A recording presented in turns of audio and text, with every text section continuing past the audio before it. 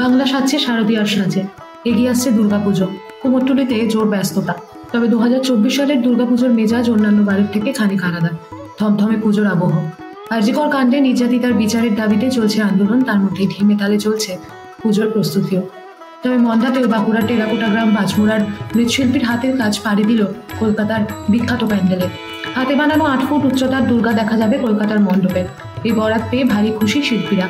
প্রতি বছর মণ্ডপ সজ্জার কাজ এলেও প্রতিমা তৈরির কাজ পান না শিল্পীরা। শিল্পীদের অক্লান্ত পরিশ্রমে গড়ে উঠেছে এই প্রতিমা।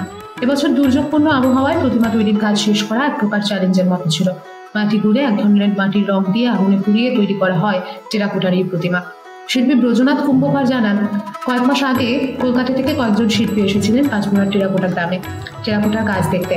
তারপরে তারাই ব্রজনাথের সঙ্গে যোগাযোগ করেন এই 8 ফুট উচ্চতার দুর্গা প্রতিমা তৈরির জন্য। বরাত পেয়েই প্রতিমা তৈরির কাজ শুরু করেন শিল্পী নিজে সহ আরো 2জন শিল্পীকে নিয়ে।